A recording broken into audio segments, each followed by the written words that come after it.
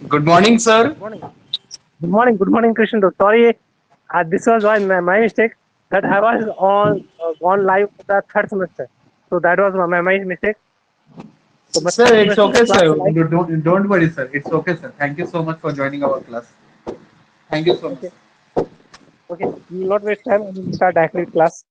तो कल हम लोग जो पढ़े थे, we have studied with the automation in manufacturing subject, in which we have tried to understand the different kinds of manufacturing techniques which is available in our in the industries. That is, we have studied about the three types of automations. That is, one was that fixed automations, second was programmable, and third was computerized automation system. तो हम लोगों ने तीन system को कल study किए थे और तीनों सिस्टम को हम लोगों ने समझे थे ये था कि फिक्स ऑटोमेशन में हम लोग कोई चेंजेस कर नहीं पाते हैं, जो चीजें फिक्स्ड है दैट इज इन फिक्स्ड, हम उसी में कुछ पार्ट्स को ऑटोमेशन करने की कोशिश करते हैं, we are trying to make them some automation हम लोग इंट्रोड्यूस कर सकते हैं, लेकिन उसमें सिस्टम चेंजेस करना मुश्किल है, it is impossible to make the changes in that production system, हम उस प्रोडक्शन सिस्टम में कोई बदलाव नहीं कर सकते, that is called fixed automation system. अब प्रोग्रामेबल में क्या था, प्रोग्रामर में जैसा कंपोनेंट आएगा उसी हिसाब से प्रोग्राम बना दो और उसको रेडी करके दे दो। अगर मैं इस तरह कर रहा था तो हम लोग कर रहे थे प्रोग्रामल ऑटोमेशन कर रहे थे, मतलब सारी चीजें जैसा ऑर्डर आया, 3D प्रिंटर मेरे पास था, 3D प्रिंटर मेरा एक ही मशीन है लेकिन उसमें मैंने डिफरेंट डिफरेंट उसमें वर्क ऑर्डर के हिसाब से कंपोनेंट्स को क्रिएट करके दे रहा हूँ, सामने वाले को ऑर्डर सप्लाई कर रहा हूँ। तो ये था तुम्हारा प्रोग्रामेबल ऑटोमेशन। और थर्ड था मेरा कंप्यूटराइज था। कंप्यूटराइज में क्या हो रहा था कि Not sir, मुझे flexible था ना sir?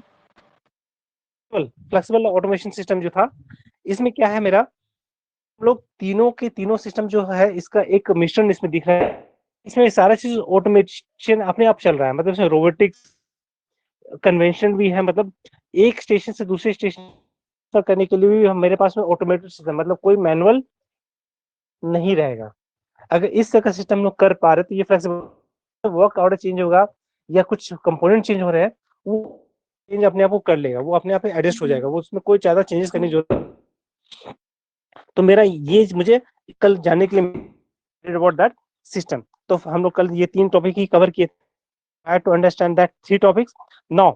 अब हमें समझना होगा ऑटोमेशन मुझे क्यों करना चाहिए, पहले ऑटोमेशन करने की जरूरत क्यों पड़ गया, वाई वी, जैसे से ये हम लोग जान रहे हैं, we know from the history that colonial law जो आया था, कॉलोनियल सिस्टम आया था, दैट इज ब्रिटिश एम्पायर जो था, ईस्ट इंडिया कंपनी, उन्होंने एक इंडस्ट्रियल रेवोल्यूशन लाया था यूरोप में, जो इंडस्ट्रियल रेवोल्यूशन आया था तो वहां पे क्या हो रहा था, प्रोडक्शन ज्यादा हो रहा था और पब्लिक के पास वो खरीदने के लिए सामान नहीं था, इन सर्च ऑफ दैट वो मार्केट को सर्च करने के लिए निकला था, जो ईस्ट इंडिया कंपनी या डच या फ्रेंच जो भी कंपनीज थे यूरोप के, वो एक मार्केट ढूंढ रहा था, वो मार्केट चाहिए था, उसका जो प्रोडक्शन इतना ज्यादा हो रहा है, इतना सामान बन के निकल रहा है, इंडस्ट्रियल रेवोल्यूशन हो रहा था उस टाइम पे, तो इंडस्ट्रियल रेवोल्यूशन में इतने प्रोडक्ट्स बन के निकल रहे थे कि वो उसका रेट डिवैल्यूएट हो चुका था उस कंट्रीज में, फ्रांस में, जर्मनी में, ब्रिटेन में, इन सभी कंट्रीज में उसी कपड़े का या फिर किसी चीज का देख रहे हैं, उसका रेट बहुत डिवैल्यूएट हो चुका है, मतलब इतना सामान प्रोडक्शन ज्यादा हो चुका है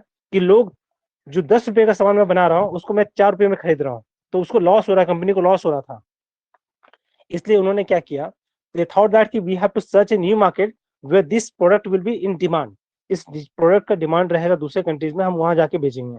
तो ईस्ट इंडिया कंपनी ने उसने परमिशन लेके दूसरे कंट्रीज में गया और उसने अपना वहां पे स्टार्ट किया और उस कंट्रीज में भी इंडस्ट्री को सेटअप कर दिया, क्योंकि वहां रॉ मटेरियल अवेलेबल थे, तो उन्होंने बोला कि लाने जाने में जो खर्चा आ रहा है इससे बेहतर हम लोग वहां पे सेटअप कर देते हैं इंडस्ट्री, और वहीं पे हम लोग मार्केटिंग करके वहीं पे बेच देंगे सामान को।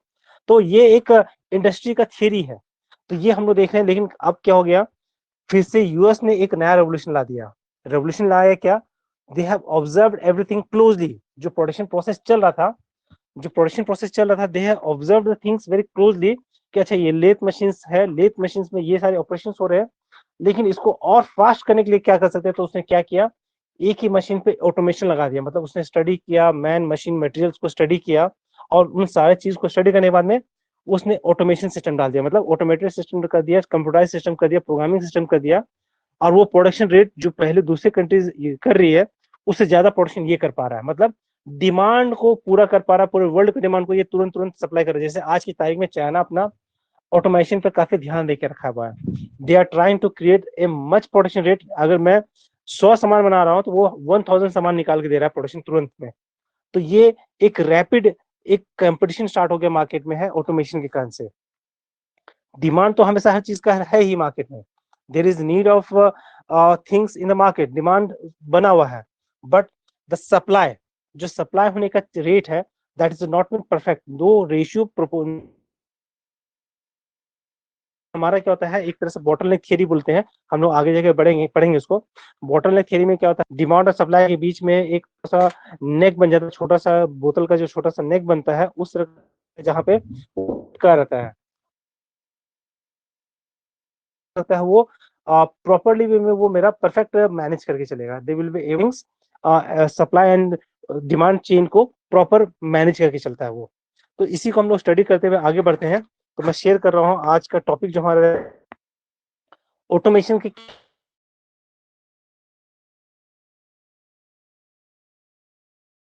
ऑटोमेशन डन, हम लोग ऑटोमेशन करने के क्या क्या तरीके,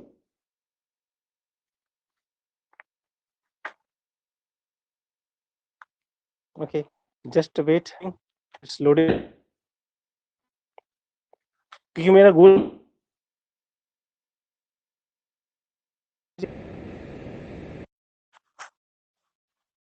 तो हम 10 पॉइंट्स हमारे पास में है एक ऑटोमेशन का तरीका है, हम लोग किस चीज को ऑटोमेशन, हम लोग के 10 पॉइंट,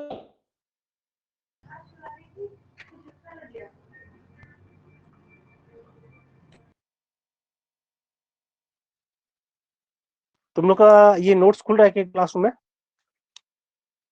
अभी तो नहीं दिख रहा सर, और आपका आवाज बहुत कट कट के आ रहा है। मैं इसके लिए मैं कॉलेज के ऊपर आके क्लास ले रहा हूँ ताकि नेटवर्क कहीं डिस्टर्ब नहीं करे। हाँ, इसी के लिए पूरा अलर्ट हो गया हूँ कि अभी मैं दिखाऊंगा छत पे, मैं सोनाई के रूम की इधर पे टहल रहा हूँ।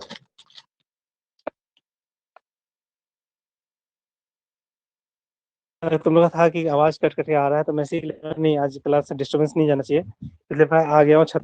चलो कर सकते हैं, अपना इम्प्रूवमेंट हो सकता है। कल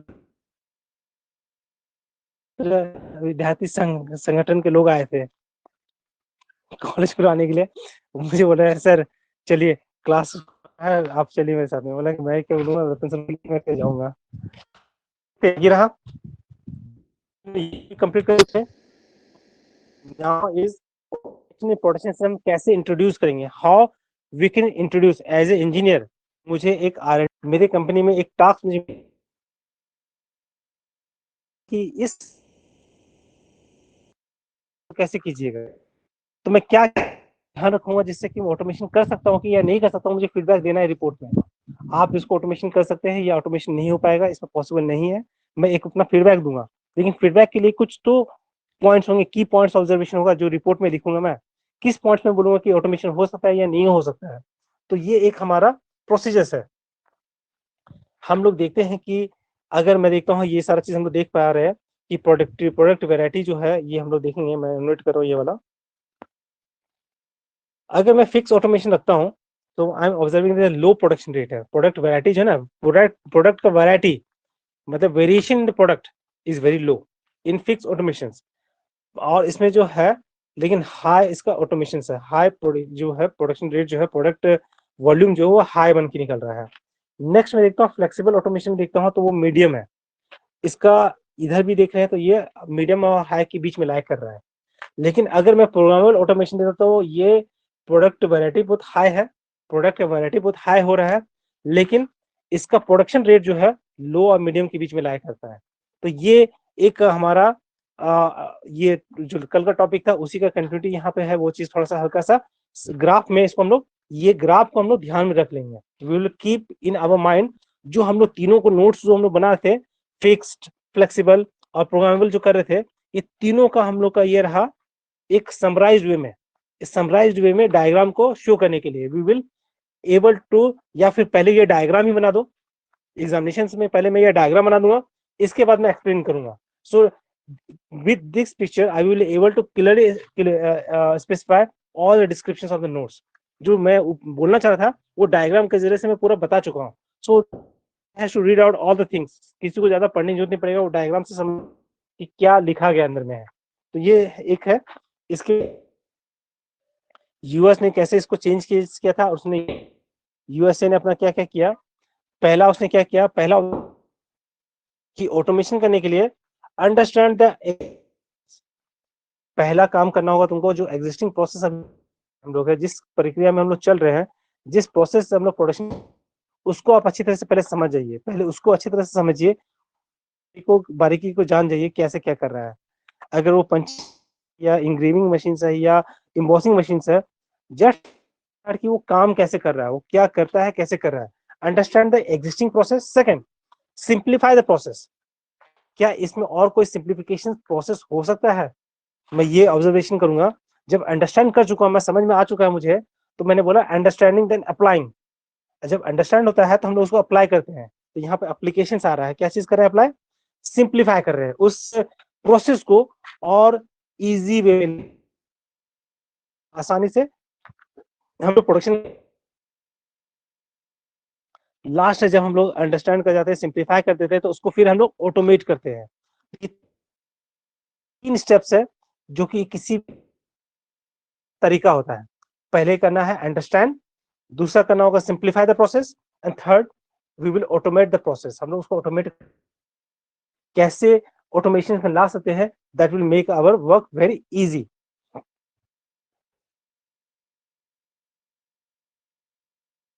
दस पॉइंट्स में आज का क्लास रहेगा लिमिटेड टू। तो हम लोग कैसे कर रहे हैं। तो पहला स्पेशलाइजेशन ऑफ द ऑपरेशन, हर एक एक स्पेशलाइजेशन कर देना होगा। मतलब हमारा जो मशीन का रिक्वायरमेंट है, हमें वर्किंग, हमें स्पेशल मशीन के लिए स्पेशल लेबर रखना पड़ेगा। मतलब जो चीज के लिए, जो मशीन के लिए एक हमें एक ट्रेंड वर्कर्स को रेडी करना पड़ेगा, जो कि वो चीज को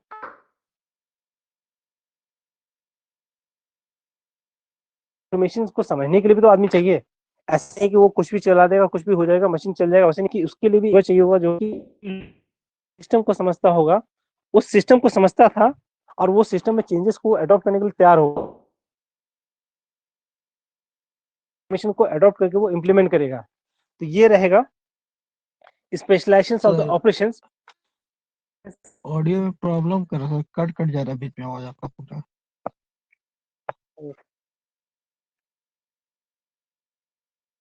का नेटवर्क रहता है, लेकिन मैं एयरटेल का किया था मैंने ध्यान रखे कि नेटवर्क रहेगा। ठीक है, देखते हैं जैसा है, मैं कोशिश कर रहा हूँ कि ये करवाने के लिए, लेकिन इससे मैं इशू को रिजॉल्व नहीं कर पाऊंगा बेटे, तो नेटवर्क का इशू हो रहा है।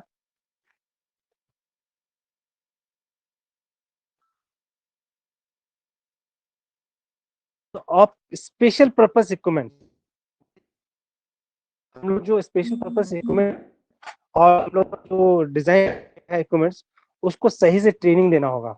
We will have to provide the training to the all skillful workers और labours, they will going to perform करने वाला उसका काम आएगा। तो डेफिनेटली ट्रेन देम, उसको ट्रेनिंग देना पड़ेगा, और ट्रेनिंग देने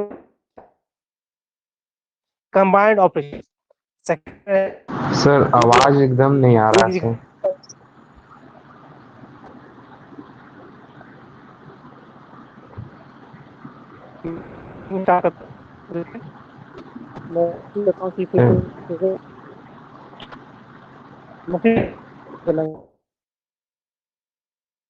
यस सर, आवाज भी नहीं।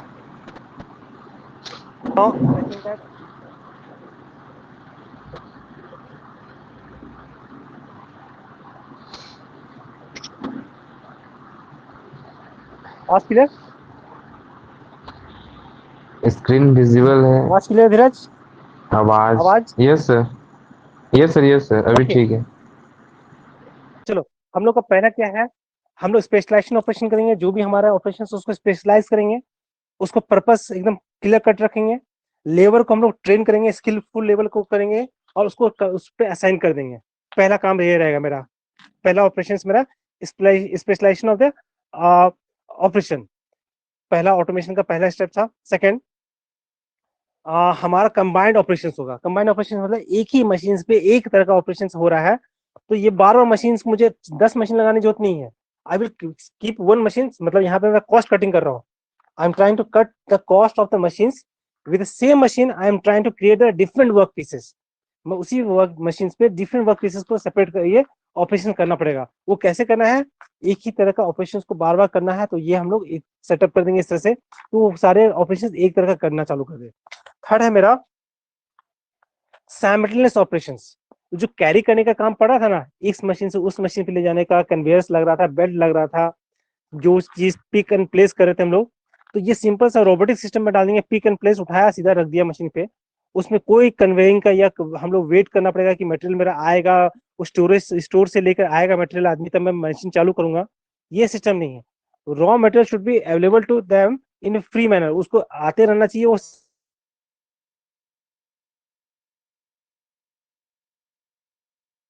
ऑपरेशंस करे, इंटीग्रेट मतलब इशू करने वाला है हमारा स्टोर इशू करने का स्टोरेज हो रहा है, इंस्पेक्शन हो रहा है, ये सारा चीज साथ में हो रहा है। इंटीग्रेट कर दिया, मतलब इंस्पेक्शन भी इसी लाइन में हो रहा है। होता था क्या, पहले प्रोडक्शन तो था, लेकिन क्या कर रहे हैं ऑटोमेशन, प्रोडक्शन के साथ ही हम लोग इंस्पेक्शन भी डाल दे रहे हैं। We will try to put the inspection together. हमारा प्रोडक्शन का इंस्पेक्शन एक साथ ही जैसे नहीं हो रहा है।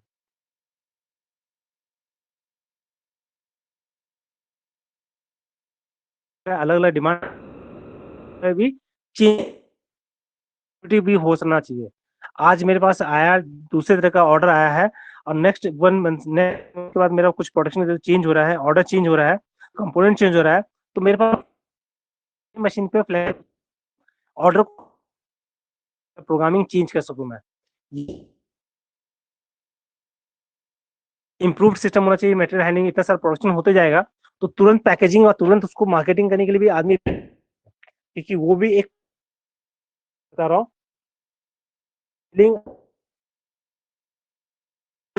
Production, so we have to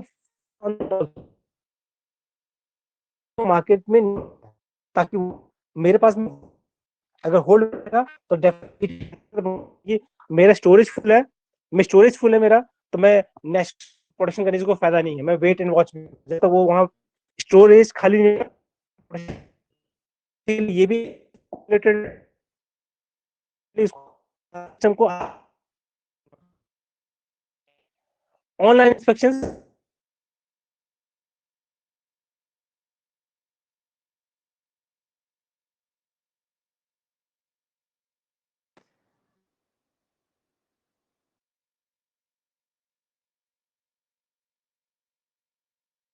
करेंगे कम से मैक्सिमम हमारा होना चाहिए, लेबर का कम मेहनत लगे, करेंगे प्रोडक्शन को। इसमें मेरा ये इंटेंशन है। लास्ट है प्रोसेस कंट्रोल एंड ऑटोमेशन। ये लो लेवल पे है। लो लेवल हम लोग पूरे प्लांट को देखेंगे, ऑपरेशंस को, सारे प्लांट के ऑपरेशंस को, ये कहलाएगा plant operation control. Last integrated manufacturing, जो कि हमारा कंप्यूटर इंटीग्रेटेड मैन्युफैक्चरिंग है। ये सारा चीज डेटा अपने पास रखिएगा। ये डेटा जो कंप्यूटर इंटीग्रेटेड मैन्युफैक्चरिंग है, ये सारा चीज रॉ मटेरियल का कोडिंग किया जाएगा। रॉ मटेरियल मान के चलो कि मेरे पास कोई गम है या एडिसिव्स है, कुछ है, तो उसका हर एक चीज का, या पेंट है या कुछ भी है, हर एक का कोडिंग है। और रॉ मटेरियल कम है या ज्यादा है, वो चीजें उसको लेबर को भी दिखेगा कंप्यूटर सिस्टम में, कि अगर मैं ऑर्डर कर रहा तो उसको पता चल जाएगा कि मेरे पास अभी 30 स्टॉक है, 30 मटेरियल अभी अवेलेबल स्टोरेज में है, तो मैं उसी हिसाब से मटेरियल को यूज करूंगा। और मैं ऑर्डर पुट कर सकता हूँ कि ये ऑर्डर पुट कर दूंगा ऑनलाइन में कि ये मटेरियल का मुझे जरूरत है, आप इसको रिक्वेशन दूंगा ये मुझे सामान का जरूरत है, वो लेबर पुट करेगा और परचेज होकर मेरे पास आ जाएगा। तो ये चीजें कंप्यूटराइज मैन्युफैक्चरिंग सिस्टम में सारा चीज कंप्यूटराइज होता है, जिसमें तुम्हारा किस मशीन पे कौन काम कर रहा है, कितना उसने प्रोडक्शन किया है, किस टाइमिंग क्या था, उसका शिफ्ट का टाइम क्या था, all the things has been stored in the computer integrated manufacturing. सारा चीज मैं स्टोर कर सकता हूँ। वो सारा चीज एसेसिबल है, वो सारा लोग एसेस कर सकता है हर चीज को, ताकि वो समझ में आएगा कौन कितना काम कर रहा है, कितना प्रोडक्शन रेट क्या है, इफिशियंसीली कितना वो काम कर पा रहा है, वेस्टेज कितना हो रहा है रॉ मटेरियल का, वो सारा चीज स्टोर में सीआईएम में आ जाएगा। That is computer integrated manufacturing में मुझे सब चीजें पता चल जाएगा कि मेरे पास सामान कितना है, कितना प्रोडक्शन हुआ, कितना वेस्टेज हुआ, कौन मशीन पे कितना देर तक रनिंग हुआ है मशीन, कौन सा मटेरियल कितना लेबर काम किया था, वो सारा चीज मुझे कंप्यूटर इंटीग्रेट मैन्युफैक्चरिंग पर चलेगा। इसके साथ मेरा एक हाइड्रोलिक सिस्टम और न्यूमेटिक सिस्टम भी मुझे मदद करता है ऑटोमेशन में। आवाज क्लियर आ रहा है मेरा अभी तक? जी सर। अभी हेलो सर जी सर। जी सर। सिर्फ लास्ट में क्लियर आया सर, पहले तो कुछ समझ ही नहीं आया क्या बोले अभी। लास्ट में अब मतलब कहाँ तक नहीं समझ आया था, पहले वाला?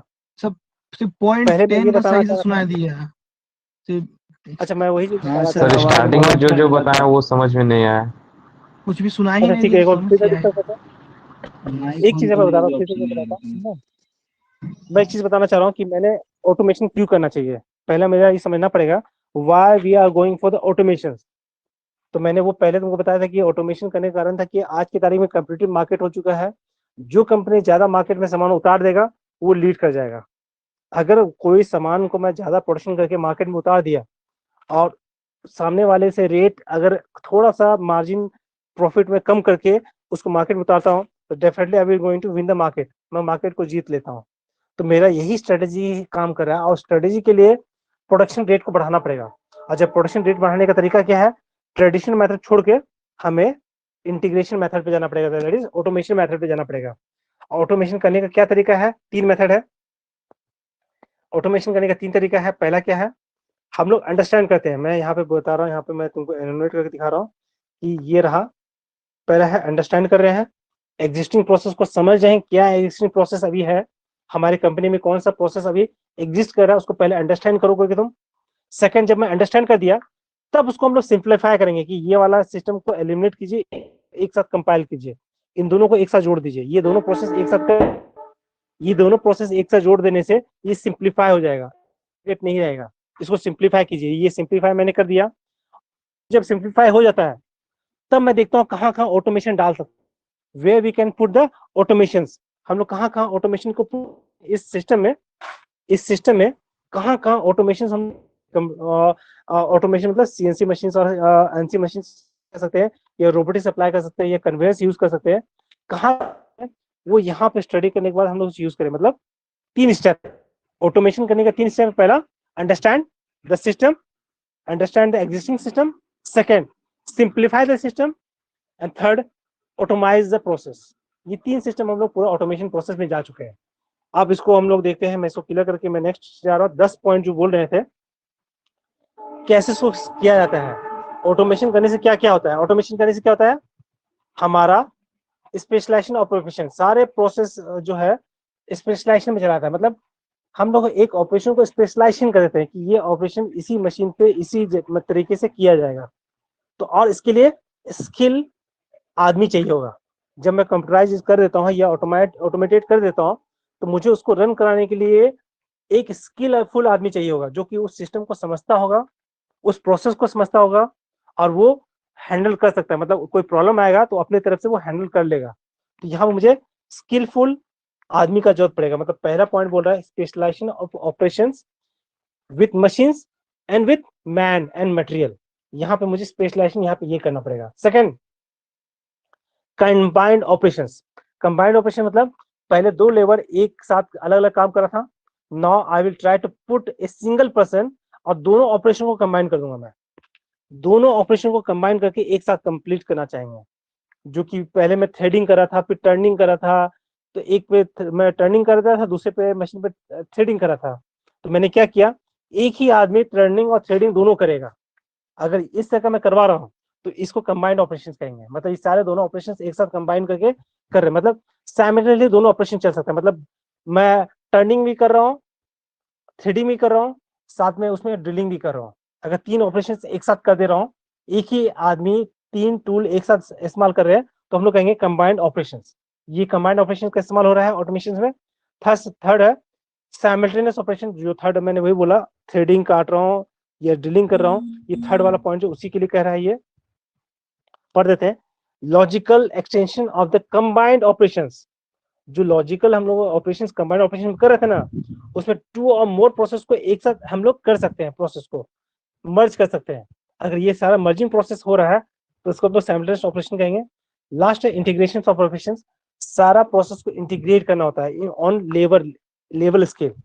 अगर मैं लेबर हूँ तो उस स्केल पे सारे प्रोसेस को इंटीग्रेट करना है, मतलब उसको फिटिंग भी करना है, उसको असेंबलिंग भी करना है, वो सारा चीज अपने लेवल पे वो करेगा। तो इंटीग्रेशन ऑफ ऑपरेशंस। नेक्स्ट है इंक्रीज फ्लेक्सिबिलिटी। जब हम लोग ऑटोमेशन करें तो एक्चुअली फ्लेक्सिबिलिटी भी इंक्रीज हो जाता है, हर चीज का प्रोडक्शन बढ़ जाता है। ये फ्लेक्सिबिलिटी होने से हम लोग काफी उसमें चेंजेस कर सकते हैं प्रोडक्ट्स में। नेक्स्ट है हमारा इम्प्रूव्ड स्टोरेज होना चाहिए और हैंडलिंग होना चाहिए। हमारे पास जो प्रोडक्शन हो रहा है उसको प्रॉपर्ली हम लोग स्टोरेज कर सकें, क्योंकि हमारा स्टोरेज भी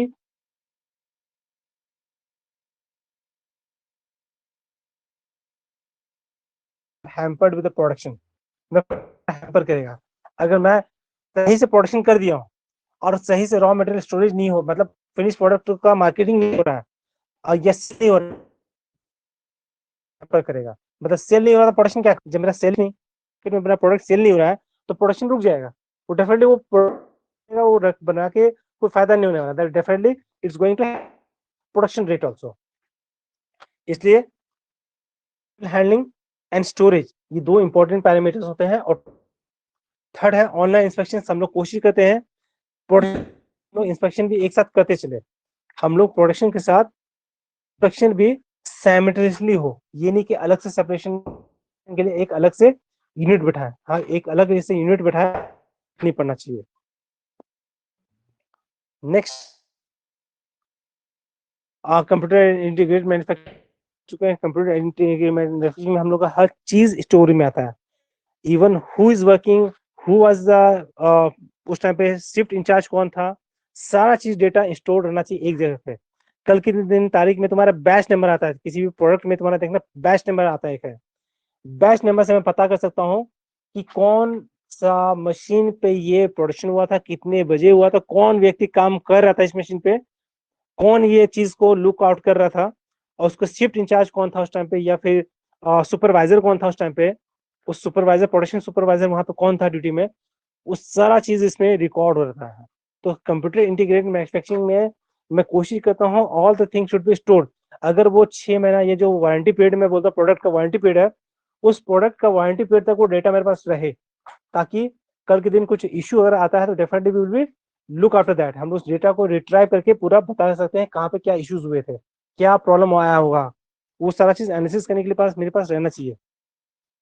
अब हम लोग का नेक्स्ट है components of hydraulic and system, जो कि ऑटोमेशन से हमारा कंपोनेंट यूज होने वाला है। अब हम लोग को कल जो टॉपिक रखेंगे हम लोग डिस्कशन, कल शायद से क्लास नहीं है लेकिन नेक्स्ट क्लास में जो पढ़ेंगे ऑटोमेशन सिस्टम में क्या क्या हाइड्रोलिक है, न्यूमेटिक है, इलेक्ट्रिकल है, इलेक्ट्रोमैग्नेटिक है, कैसे सिस्टम में काम करता है, हाइड्रोलिक में कैसे काम करेगा, न्यूमेटिक में कैसे काम करेगा, इलेक्ट्रोमैग्नेटिक ऑटोमेशन में क्या काम करता है, कैसे करेगा, उसको हम लोग समझेंगे। So I am putting the class को मैं यहाँ पे स्टॉप कर रहा हूँ। सो डेफिनेटली उसको बाकी हम लोग क्लास को नेक्स्ट कंटिन्यू करेंगे। It's been 11,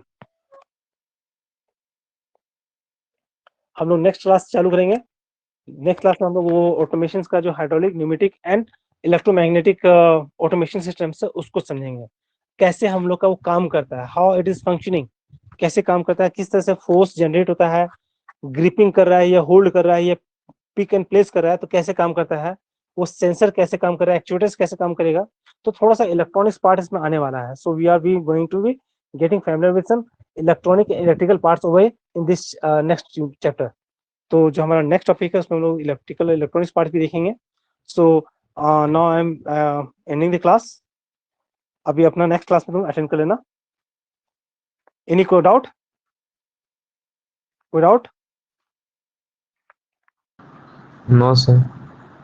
okay, so I am ending the class now.